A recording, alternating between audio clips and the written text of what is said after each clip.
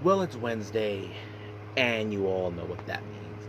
As you probably know, WWE Evolve features, of course, the main event, a four-way match for the Evolve Women's Championship. As you know, ever since Callie Armstrong became the first inaugural champion, she had a huge target in her back. But the real question we ask ourselves since she was crowned the first champion, who will be the ones staking their claims to take off the belt off? Well, we'll see about that in this four-way match, and we even have other matches as well taking place. And then, of course, we have AEW Dynamite making their debut at the 23 Arena, making their residency for the next couple of weeks. But however, as you all know, we just entered the aftermath of the Forbidden Door. As you know, Hangman Adam Page retained the championship, so we ask ourselves who will be gunning for that. The same thing with the AEW Women's Championship and plenty other things as well. So we're probably going to see new battle lines being drawn down the line. So we'll see how that will progress.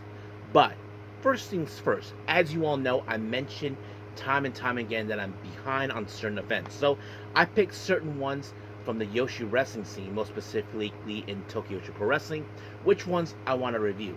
There's one that I decided, which is of course back from June, which is the Sayuri Namba's Dream Come True special that took place, I believe, on the 14th of September, where of course many of the wrestlers decided to play ring announcers on her behalf while she interacts in the entire show. So I thought it's a very, very special moment. So I can't wait to review that for you guys first.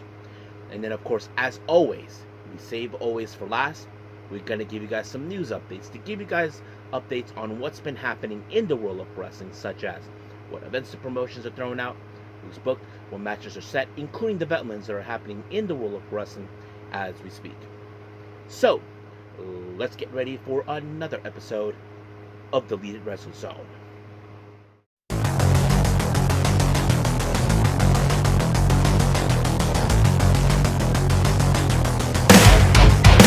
Are you ready?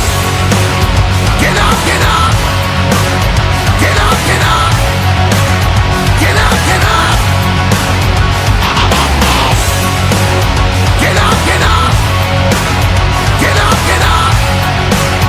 Get up, get up! Hey everyone, welcome to the Deleted Wrestle Zone. All things that is pro wrestling with AEW, NXT, New Japan Pro Wrestling, TNA, the National Wrestling Alliance, various promotions, wrestlers, matches, and championships. I am your host, J-Rod here. So, if you are new to the channel, welcome. This is a channel we do a lot of pro wrestling reviews from various promotions, not only here in the United States, but also in Japan, Mexico, Canada, Europe, the UK, anywhere in the world pro wrestling is not as big, but it continues to grow. We also, of course, do discussion videos, talk about various topics such as the wrestlers themselves, the promotions, factions, storylines, whatever we want to talk about. We also, of course, do more news updates. If certain information was unable to be on this episode, we can either put it on the next one or on a separate video by itself.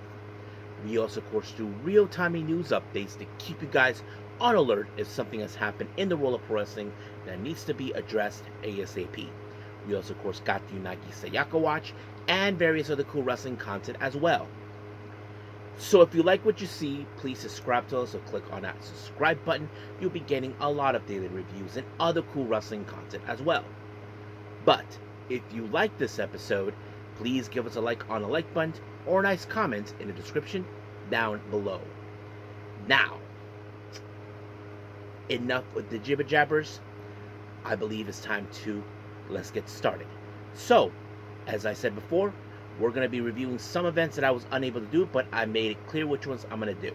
So we're going to do Tokyo Joshi Pro Wrestling with, of course, Sayuri Namba's Dream Come True special.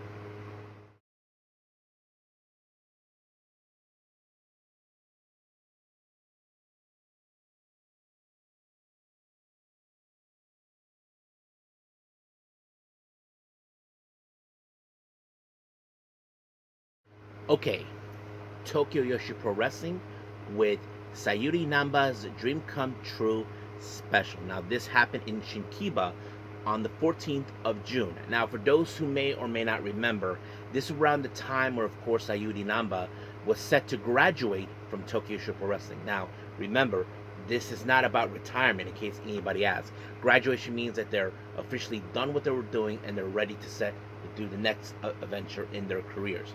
As you all know, she officially left the promotion after who knows how many years she's been part of it, but now she is in Canada due to the fact that she got a job there and, of course, get some visas, which is very interesting. But she did participate as a ring announcer when they made, of course, some U.S. appearances, and I'll get to that at some point. But right now, this is about this show. So, the first thing that happened, as always, we have her doing the usual opening show where she, of course, greets the fans, give the information of the event, and that sort of thing. However, she didn't stick around to do the ring announcing because certain wrestlers decided to play ring announcers dressed up just like her. It feel like I can tell some girls were a bit uncomfortable because you ask yourselves, how the hell do you do this in this outfit? You know what I mean? That sort of thing. So the first one who actually came out to do that was Arisu Endo. She actually announced, of course, for the next match, we have Ren Konotatsu, who is the latest rookie who made her appearance, taking on Yoshiko Hasegawa. As you all know, I will be reviewing her graduation event and that it also is her retirement as well. I think that's going to be next at some point. But anyway, so you probably can guess the rookie versus the much farther experienced wrestler involved. But you probably ask yourselves, okay, Hasegawa is the most experienced, most likely she'll win it. And I saw on maybe two occasions she tried to apply the stretch muffler because that is her main submission move that she uses to put away her opponents, and that's exactly what she did. So she applied the stretch muffler, and just like that, Konotatsu had no choice but to tap out. So Hasegawa picked up the win. Now, Sayuri Namba actually came out to do the next ring announcing because this one is one of two men's exhibition matches. We have Antonio Honda versus Leona. Now, of course, if you're not familiarized with Antonio Honda, he is from DDT Pro Wrestling. He likes to do a little funny jokes. He does thing with the fox, like poke your eyes out in that way. Leona, he is a bit of a submission specialist, kind of like Nigel McGuinness, mixture with Charlie Dempsey, that sort of thing. He's that kind of guy you would guess. But of course, Honda tried to play his usual antics with his jokes and storytelling, but that did not do any good for him because Leona actually put him in a figure four leg lock, and of course Antonio Honda knows he can't withstand the pain, so he had no choice but to tap out. But of course, Leona was doing a promo at the post match, called out Sayuri Namba. Like I'm sure he was glad to meet her and also thanked her for inviting her because he seemed happy to see her. I'm not sure exactly what they said because there was no English commentary. I mean, they do it, but only on the bigger shows, but never this. But I think it was pretty cool of him to give her like, great job, girl. You are amazing. That's what I mean. She is an amazing ring announcer. I guess many of you would agree with that. Now, our next ring announcer to come up is none other than Raku. Yeah, Raku loves trains. So yep, she comes out dressing up as Sayuri Namba, and she announced the next match, which is a tag team match. We have Shino Suzuki. She teams up with Imawari. They take on Ivy Steele and Moka Miyamoto. Of course, some of you may think that certain aspects of this, I mean, you look at Ivy Steele's, we have seen her not pretty much great picking up good wins. I mean, we know she has been learning on the learning curve for months, but of course she got better at it. But in the end, it was in fact Moka Miyamoto with a Cobra clutch onto Shino Suzuki, and just like that, Shino had no choice but to tap out. Now, our next ring announcer, we have, of course, Pam Harajuku. Well, this next match is a very funny one because it had Sayuri Namba being right in the front row seat because this one is a rounds match. First round goes to here's the competitors. We have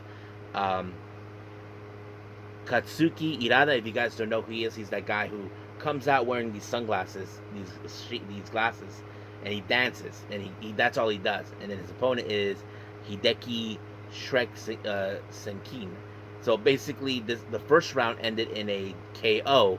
after 28 seconds, but of course Sayuri Namba decided to continue on with the next round, and that's how it went down. But the second round, well, let's just say no one won because the time limit. And then, of course, the third round, well, that's pretty much funny. Apparently, let's just say Irada tried to put on the glasses. He tried on himself, but he wasn't doing the actual dance that Irada does. So Sayuri Nama decided to do it herself. While she was doing that, well, unbeknownst to her, well, let's just say Sakine was putting the hurt on Hirata, without her knowing. And then he put him in a chokehold, and just like that, it was over. So it was just so she was a bit oblivious to what was happening in the ring. Now, our next ring announcer that comes out, we have Yuki Rai, our former International Princess Champion, and of course former Tag Champion. The next match she decided to announce is Toga and the apologetic Mahiro Kiru. They take on Chika Nanaze and of course Big Kaiju Shoko Nakajima. Now, of course, some people would say Shoko Nakajima is the fan favorite because everybody loves Big Kaiju, But I did not speculate a whole lot with the apologetic Kiru because she was the one who picked up the win by applying a spine buster on Chika Nanaze, and just like that, 1, 2, 3, it was over.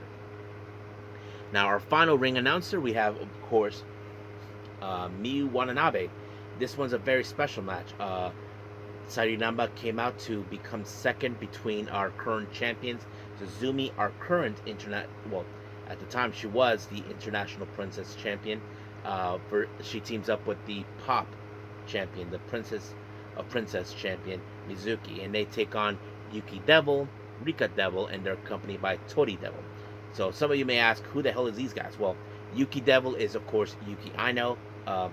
Rika Devil is, of course, Rika Tatsumi. As for Tori Devil, that's Kaya Toribami, if you probably guessed. But, of course, there will be some cheating coming from the Devils themselves. Of course, anybody would figure that out. But, unfortunately, that didn't happen because Mizuki applied the cutie special onto Yuki Devil, and just like that, 1, 2, 3, it was over. My thoughts of the show, I thought it was pretty good. It was real fun that Sayuri Namba got to have a little bit of fun, and interact with the wrestlers and all that. That's pretty cool.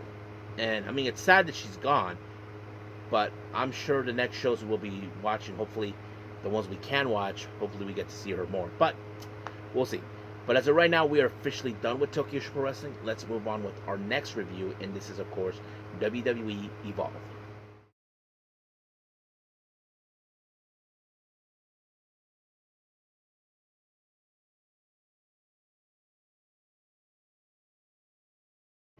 Okay, WWE Evolve.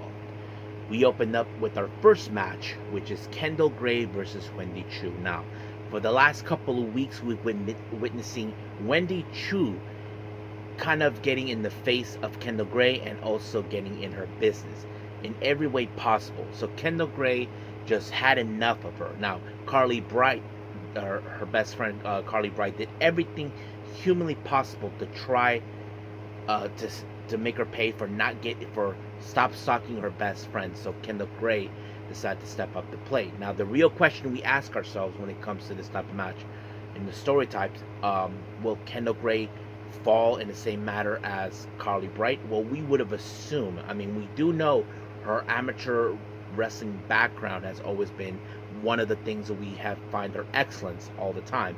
But, however, we did not anticipate how this match was going to end.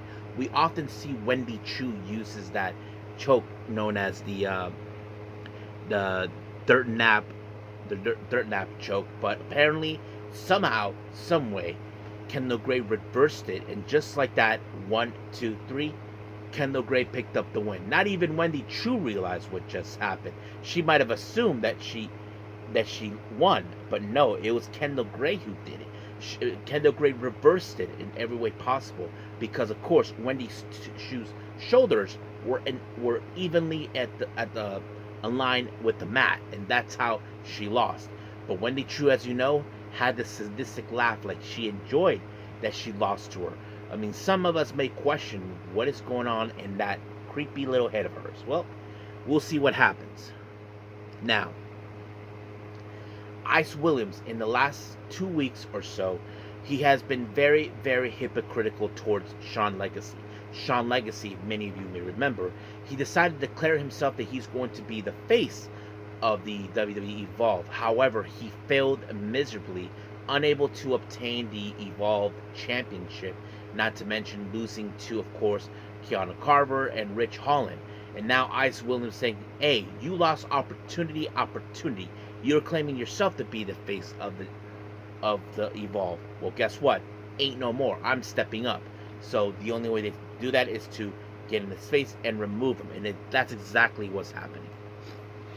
Now, our next match, we have Brooks Jensen versus Jordan Oasis. This happened, now, you all know, recently, not too long ago, Jordan Oasis asked Brooks Jensen to be his tag partner, but he left them high and dry during their match against Vanity Project. So, of course, Jordan Oasis has some unfinished business with them. But, however, that business ended with, of course, Brooks Jensen applying the Southern Lariat, and just like that, 1, 2, 3, it was over. However, during the post-match, apparently there was an interview made by Chuy Martinez to ask Brooks Jensen about this match. But of course, Brooks Jensen is like, I don't give a damn about what happened in this match, because he has one thing in mind. That is, of course, to get his hands on Jackson Drake and, of course, the WWE Evolve Championship. And, of course, he's sending a clear message to Vanity Project. Now, of course, Vanity Project are well aware what's going on. They're paying attention with Keanu Carver, who's coming after him. So is Brooks Jensen. Now, they're not too concerned because they have the numbers game, but you got to remember, recently we did see a bit of a cracks coming, of course, with Bryce Donovan, but he was able to redeem himself last week. But the real question is, how long would that last? But of course, Stevie Turner was trying to get in touch, but no, the Vanity Project decided to, we're not listening, bitch, because we're the ones in charge. But of course, Stevie Turner's not going to tolerate them. But apparently, there was a moment, it seems like Layla Steele is trying to issue herself into the mix for the Evolved Women's Championship, but we'll see what happens. Now, Layla Diggs and Mason Holiday had some of a bit of a talk, and apparently, Mason Holiday says she's striving for some better competition, so she is aiming for people who could lift her up. So she's not too sure which ones, but I think she might have mentioned Carly Ray. We'll see about that. Now, our main event is the Evolved Women's Championship in a 4-way match.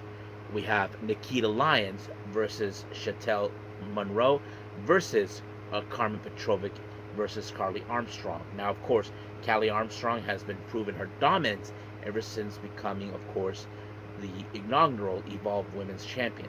Now, let's look at the other competitors. Carmen Petrovic from NXT made her play to Evolve, but that's exactly what she tried to prove. And then, of course, we have Chantel Monroe, who's determined to get involved in this too. As for Nikita Lyons, she's like saying, no, bitch, I want to have a shot of the belt. But that's exactly what she tried to do.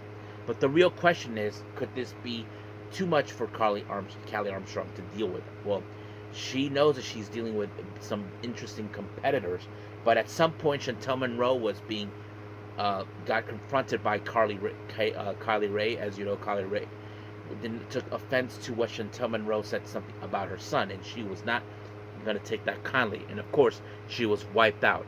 But that gave, of course, Callie Armstrong enough to apply the Callie connection onto Nikita Lyons, and just like that, 1, 2, 3, Callie Armstrong retained the championship. So we'll see what happens next week. But as of right now, we're done with WWE Evolve. Let's move on with our last and final review, AEW Dynamite.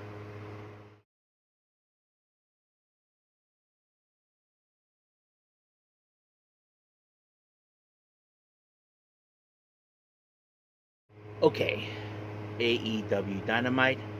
We entered the fallout after, of course, the Forbidden Door.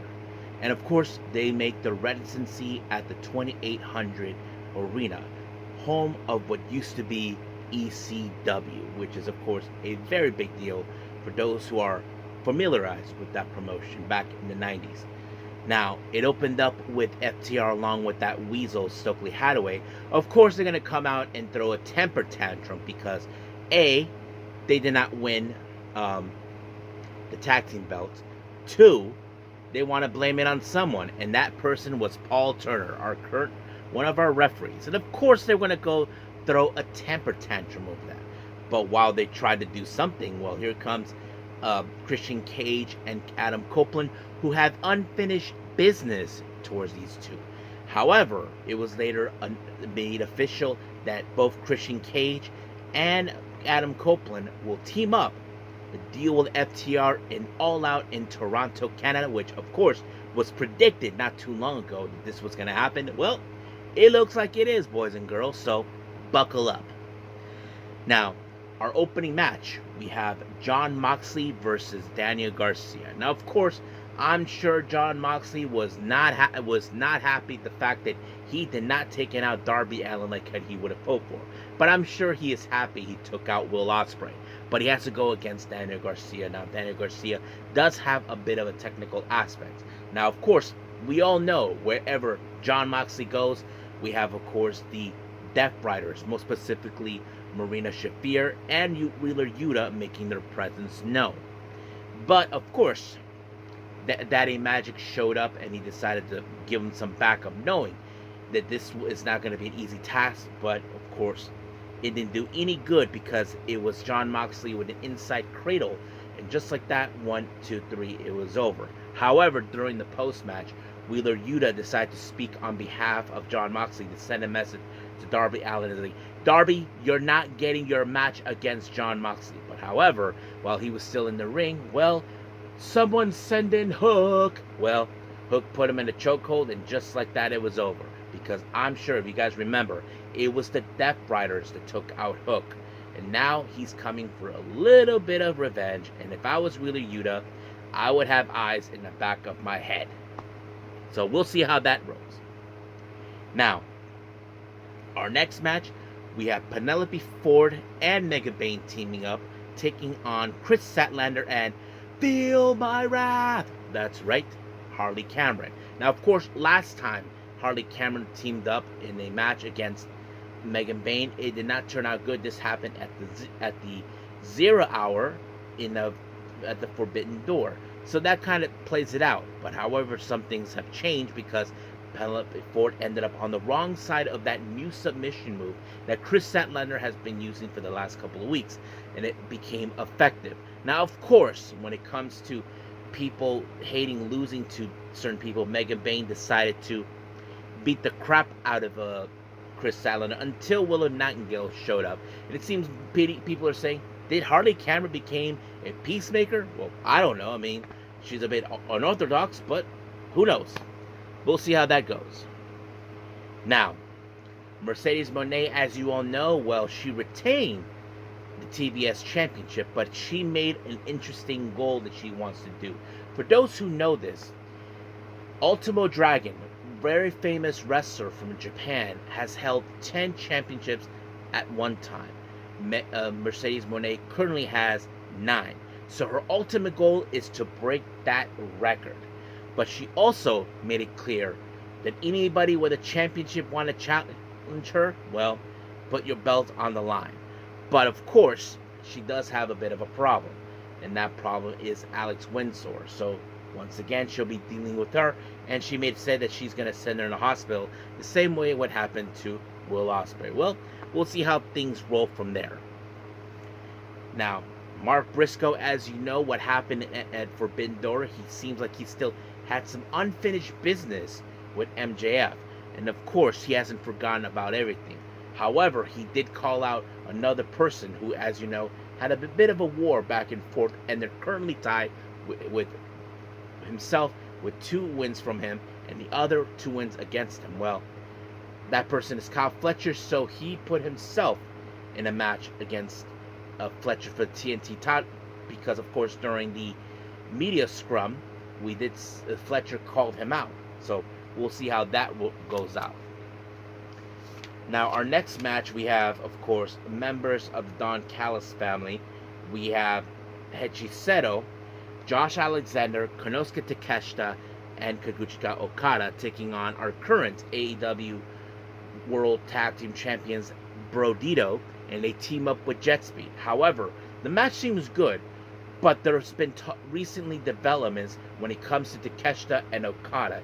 It appears now that Takeshita is not feeling the love between him and Okada. So basically, it's like trying to prove their dominance. Who is the top at the Japanese wrestling food chain? That sort of thing. But they nearly lost, but it didn't.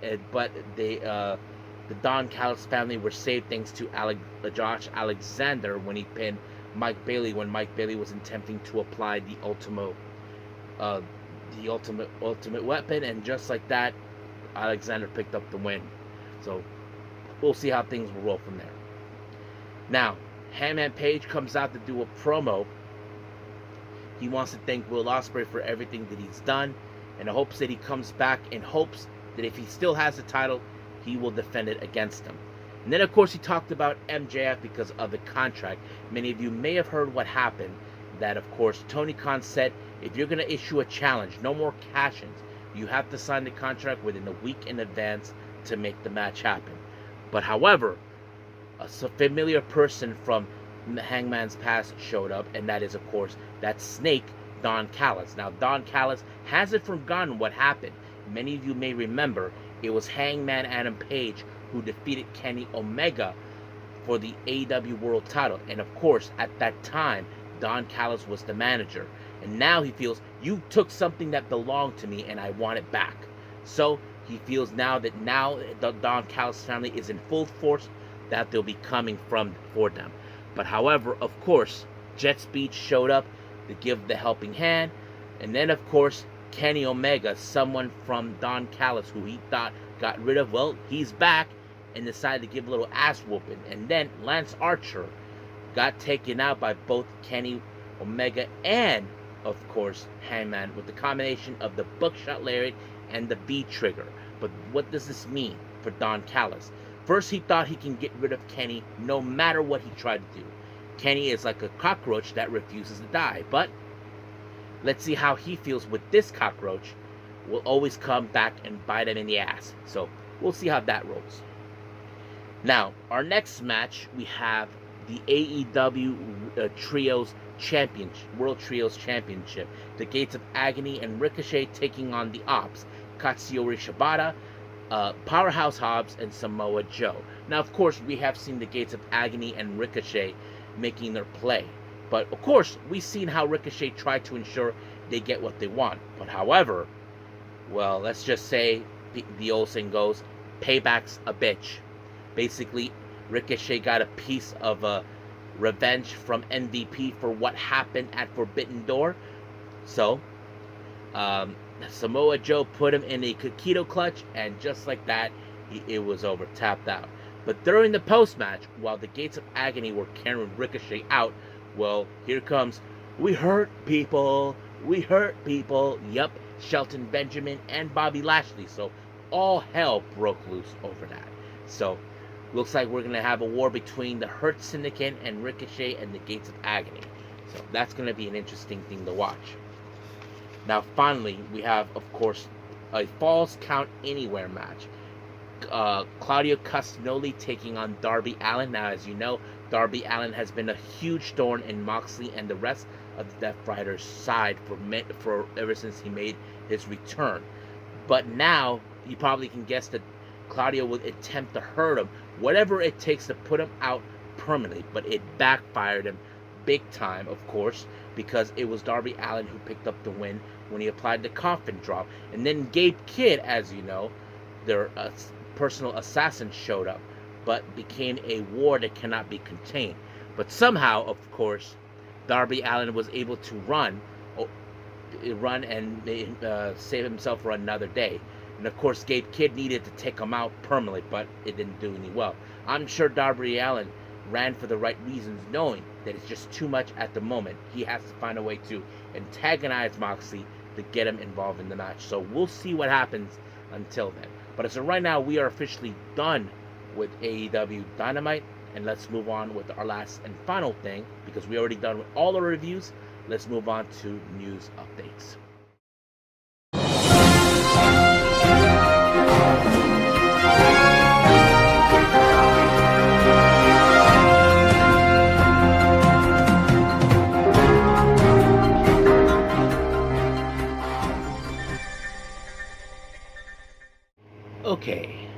welcome to our news update. So let's begin, of course, with upcoming events. Now, GCW has some events coming up, as you probably know. On the 20th of September, they'll be making their homecoming in LA. They just announced the GCW World Championship. Effie will defend it against Shotzi Blackheart, which is going to be a very interesting one to watch.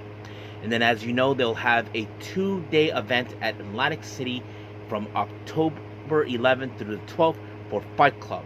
But remember, amongst this particular event, they have the return of the Art of War Games, which is a big, huge, a match that everybody desperately don't want to miss out. And then, of course, on that very same month, on October 24th, there's going to be the Shotzi Blackheart House of Horrors. This is going to be a lot of fun. I'm going to presume that she's going to be hosting this show. Now, we have Maple Leaf Pro Wrestling with the Sacred Ground event on the 5th of September. It was announced there's going to be title versus title. The Maple Leaf Canadian Women's Championship will be defended, and of course the Destiny Women's Championship will be defended. We have the current MLP Canadian Women's Champion Giselle Shaw taking on Priscilla Kelly. So the winner takes all type of match. And then we have, of course, on the 14th of September, DPW, Deadlock Pro Wrestling with Carolina Classic. We have, of course, a qualifying match for the Carolina Classic 4-way eliminator. We have Calvin Tankman taking on Cedric Alexander. Then we have Jersey Championship Wrestling Knockout on the September 21st in Asbury Park. The Progress World title will be defended in a 4-way. We have, of course, the current champion, Man Like the Reese, versus Brian Keith, versus Darian Benting, versus Dynamite Kid. Now, Wrestling Revolver announced a new show, Tales from the Ring, that will take place on the 8th of October. No announcement who's participating, but we'll find out as we get closer and closer. Prestige Wrestling has the Roseland number 12 taking place on the 5th of October. And the first match they announced, we have former WWE superstar Shayza Baszler taking on Masha Slamovich. We have West Coast Pro. We put that on something that will take place on the 12th of October. 2 matches have been announced. Lee Moriarty versus Andrew Cass, and then we have, of course, Brian Keith versus ETK. I don't know who that guy is. And then, of course, we have GTO. On the 15th of October, they announced that in Shinjuku Face, the GTO Girls Championship will be defended. Azusa Inaba will defend her belt against someone she has faced on feud occasions, and then it's Sayaka Kurara, which is going to be a very interesting one. And then finally, Fantastica Mania on the 18th of October. In the UK, we have Okumura will be making his presence known. Now, Deonna Purrazzo went on and talked about a very interesting thing. It seems that AEW are now helping out the wrestlers who want to go back to school, and Deonna Purrazzo is amongst them. And this is what she had to say. Let me pull it up real quick. Yes, here it is. She said that AEW has been supportive of her pursuit of her master's degree. And this is what she said. AEW is really so good to me, encouraging us to go back to school. They are constantly like, if you guys go back, and they have a program where they reimburse us for our tuition up to the certain amount every year. They are also on board with, like, if that's something you want to do, we want to support it. So what's really a big part of why I was happy to go there, I just gotten my bachelor's degree in the summer of 2023, and I was like, maybe I want to get my master's, but like going somewhere like be supportive of a huge for me. So very, very grateful that they made it so easy, seamlessly for me to able to go back to school, and I am halfway through my master's degree. So it's great that AEW are very, very, of course, supportive of their talent to do something like this. Now, you ask yourself some questions. Will WWE do something like this? I don't know, guys, because they're very strict on their own way. So you're asking the wrong person. If you have anybody who's tried to do this in WWE and they failed not to do so, well, let me know. Now, as you all know, recently there's been a situation involving a guy named Syko Stu, who ended up unconscious in the hands of Raja Jackson, the son of Rampage Jackson. Well, TMZ just reported that he is now conscious and very communicative, which is a good thing. Now, of course, there's always a price to pay. As you know, the promotion where this happens, apparently WWE ID cut all ties with them. Some people are in the mix on what happened. So, we'll see how things will go from there. Diamond Dallas Page, many of you may have heard that he ended up hospitalized. So he had hospitalized after an experienced atrial fibrillation. So it's like somewhat of a heart attack or something. I don't know, but yeah, that's what I've been hearing. Now, very interesting development with Queen Aminata. Many of you saw that she went to the Forbidden Door. Well, apparently she got stranded in the UK. And some of you may question, how the hell did she got stranded? Well, apparently her backpack was stolen and it had her passport. So she put on her social media that she had to get an emergency passport in order to go back home. So that's what happened. So I feel bad for her, but hopefully she made it through and hopefully things can be resolved after what happened. Now, Toru Yano, it was reported by Faithful Select that he gained a responsibility within New Japan. Now, for those who don't know, in the past I did hear that Toru Yano is one of the instructors at the dojo. He may be funny when he's in the ring, but from what people are telling me, he's a very hard teacher. Like, he's not playing games, he's not playing around, he is a very strict instructor. So they haven't specified what responsibilities he was given. As you know, Tanahashi is the current president of the promotion, so I don't know exactly what Yano got gained for what responsibilities that he was given. So hopefully one day we'll find out. Then we have, of course, Maika. Apparently she is heading to Mexico. Apparently there's going to be a Bushiroad Expo on the September 26th to the 28th. So as you know, Stardom are trying to spread, of course, the promotion worldwide. They have been, of course, in many places like Thailand, Singapore. As you know, they'll be doing the historic crossover in China later on this year. And now Maika's doing an expo in Mexico. It's still unclear what part of Mexico, but I'm going to presume possibly Mexico City. And then finally, of course, I decided to save this one for last. Many of you know I talked about AEW Dynamite, where they made their debut, and of course they'll be doing their residency in the 2300 arena. Well, as you know, someone there had some things to say about the feeling of seeing AEW being at the 2300 arena.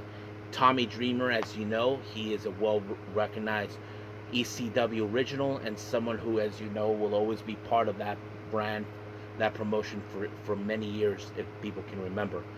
Well, Tommy Dreamer said that when he saw this, he felt like the same kind of energy at ECW. Now, I'm not saying this, I'm just telling you what he said. Now, some people will say, come on, Tommy Dreamer's really an idiot. It's WWE. Guys, that's his own perspective, okay? Don't try to shoot the messenger. He feels that that's what it was. And he's not the only one, because there was an exclusive video that they showed of Taz being honored as one of the legends as well as one of the ECW originals. Not to mention, we're talking about Taz. And it's the same thing. He said the same thing. He felt the same kind of energy as what AEW is doing, what ECW did back in the day. So I don't know if any other ECW wrestler felt the same thing too. But we'll see what happens. But as of right now, we'll end things here in our news updates, and we call it a day. Well, I hope everybody enjoys this episode. Coming up, as you probably know, we have TNA and Ring of Honor. So we'll see how things will progress. As you probably know, TNA are probably happy now with full of joy that Ash by Elegance has brought back the TNA Knockouts World title. But where do we go from there? Well, we'll see what happens. But as you know, next battle lines are going to be drawn, possibly for the next big pay-per-view, which is, of course, Bound for Glory. So we'll see how things will progress from there. And as for Ring of Honor, well, I don't know exactly, but I can't wait to review it. Now, as I mentioned already from the last couple of weeks, or possibly month or so, I'm going to try to catch up from the last few events from both Tokyo Joshi Pro Wrestling and, of course, Mighty Gold. And, of course, other promotions such as Seedling, Marvelous, Oz Academy, Sendai Girls, and various others. So we'll see how things will go from there. But as of right now, I'll say this, that I will see you guys in the next DWZ time, same DWZ channel. I'm going to bid all of you adieu. So, goodbye. Mwah. And have a nice day. Bang.